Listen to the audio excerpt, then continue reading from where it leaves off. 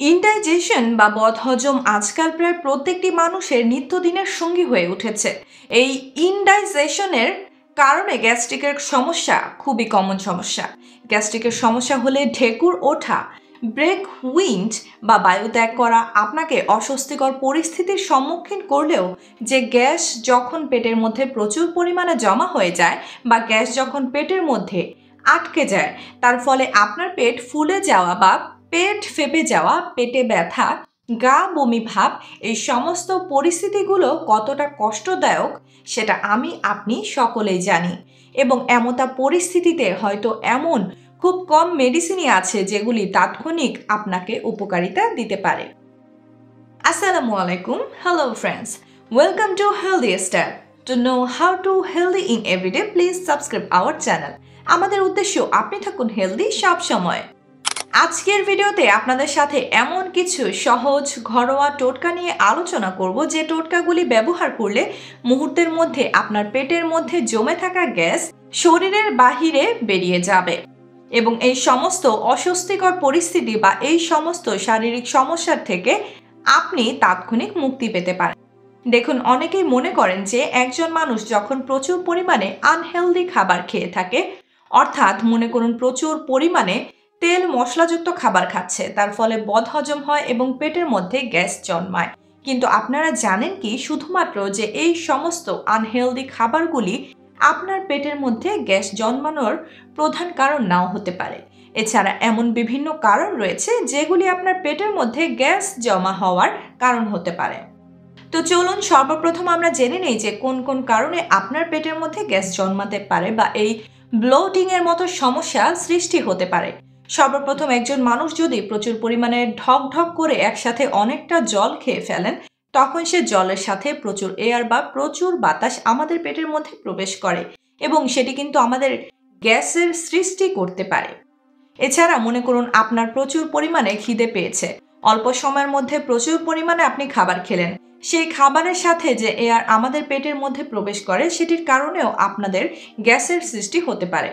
বা মনে করুন যে সমস্ত মানুষরা দীর্ঘ সময় ধরে চুইংগাম বা এই জাতীয় খাবারগুলো চিবিয়ে চিবিয়ে খেয়ে থাকেন, সেই সমস্ত চুইংগাম চিবানোর কারণেও আপনার পেটে কিন্তু অতিরিক্ত গ্যাসের সৃষ্টি হতে পারে।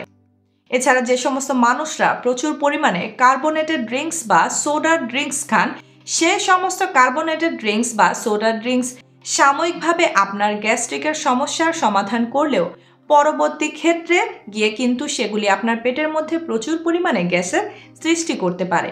যারা নিজেদের খাদ্য তালিকায় বেশি বেশি মাত্রাতে ফাইবার যুক্ত করেন, ব্যক্তিভেদে এই ফাইবারও কিন্তু আপনার পেটের মধ্যে গ্যাস সৃষ্টি করতে পারে।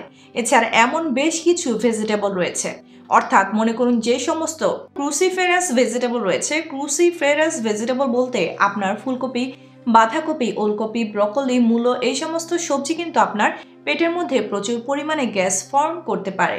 তার কারণ এই সমস্ত সবজির মধ্যে রয়েছে প্রচুর পরিমাণে সালফার কম্পাউন্ড। এছাড়া এই সমস্ত সবজির মধ্যে রেফিনোস নামক আরও বিশেষ এক ধরনের কম্পাউন্ড রয়েছে, যেটি আমাদের পেটের মধ্যে থাকা ব্যাকটেরিয়ার সংস্পর্শে আসার ফলে কিন্তু প্রচুর পরিমাণে গ্যাস উৎপন্ন করতে পারে। বিশেষ করে যাদের হজম শক্তি একেবারে দুর্বল তাদের ক্ষেত্রে বেশি হতে পারে। এছাড়া আপনি যদি প্রচুর পরিমাণে পেঁয়াজ বা রসুন খেয়ে থাকেন, এগুলোর মধ্যেও প্রচুর পরিমাণে সালফার কম্পাউন্ড থাকে, যেগুলি আপনার পেটের মধ্যে গ্যাসের সৃষ্টি করতে পারে। অতএব আমরা বুঝতে পারলাম যে প্রচুর পরিমাণে তেল মশলাযুক্ত খাবার, প্রচুর পরিমাণে আনহেলদি খাবার খেলেই যে আমাদের পেটের মধ্যে গ্যাসের সৃষ্টি হবে এমনটা নয়। যদি আপনারা বারবার করে এই গ্যাস্ট্রিকের সমস্যায় ভুগতে থাকেন, তাহলে এই সমস্ত কারণগুলিও কিন্তু আপনাদের অবশ্যই মনে রাখতে হবে। তবে তার মানে এই নয় যে আপনি উক্ত খাবারগুলো বাদ দিয়ে দিবেন। ব্যক্তিভেদে এক একজনের এক এক রকম খাবার থেকে গ্যাসের সৃষ্টি হতে পারে। আপনার ক্ষেত্রে যদি কোনো বিশেষ খাবারে গ্যাস হয়ে থাকে, সেটা কিছুদিন অ্যাভয়েড করবেন। এতক্ষণ ধরে জানলাম যে আমাদের পেটের মধ্যে গ্যাস সৃষ্টি হওয়ার কারণ কি কি হতে পারে। এখন আমরা জেনে নেব এমন কিছু ঘরোয়া টোটকা, যে টোটকাগুলির মাধ্যমে আপনার পেটের মধ্যে জমে থাকা গ্যাস মুহূর্তেই আপনার শরীরের বাইরে বেরিয়ে যাবে।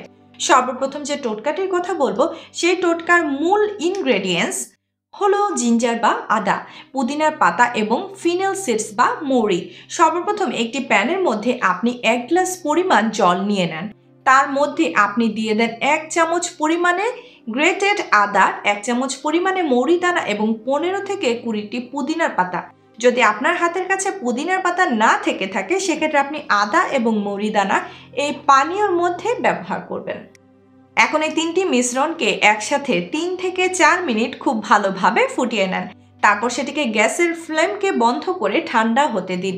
সেটি যখন কুসুম কুসুম গরম অবস্থায় থাকবে সেটিকে ছেঁকে নিয়ে উপরের থেকে সামান্য পরিমাণ পাতিলেবুর রস এবং 1 পিঞ্চ ব্ল্যাক সল্ট বা পিঙ্ক সল্ট ব্যবহার করে নিয়ে ধীরে ধীরে চায়ের মতো চুমুক দিয়ে খান।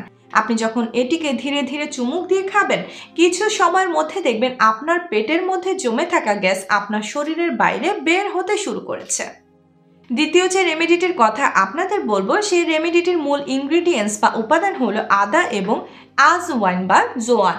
দেখুন 1 চামচ পরিমাণে গ্রেটেড আদা এবং 1 চামচ পরিমাণে জোয়ান বা ক্যারাম সিডসকে আপনি একইভাবে 1 গ্লাস জলের মধ্যে 3 থেকে 4 মিনিট ফুটিয়ে নেন এবং সেটিকে ঠান্ডা করে কুসুম কুসুম গরম অবস্থাতে ছেঁকে নিয়ে উপরের থেকে সামান্য পিঙ্ক সল্ট দিয়ে ধীরে ধীরে চায়ের মতন চুমুক দিয়ে খান।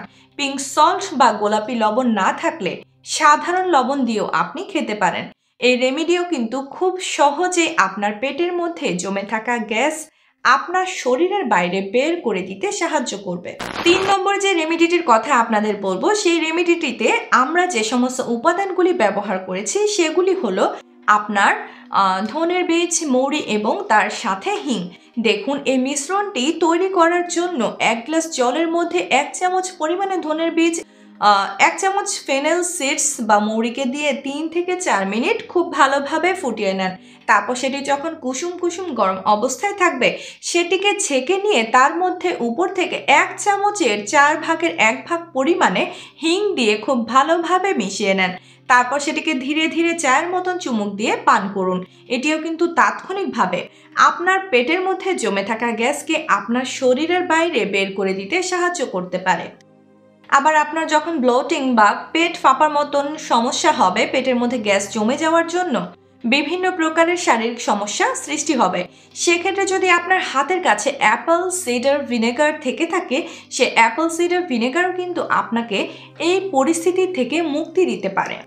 আপনাকে 1 গ্লাস পরিমাণ কুসুম গরম জলের মধ্যে 1/2 চামচ পরিমাণে অ্যাপল সিডার ভিনেগার দিয়ে খুব ভালোভাবে মিশিয়ে নিন এবং ধীরে ধীরে চায়ের মতো চুমুক দিয়ে খান।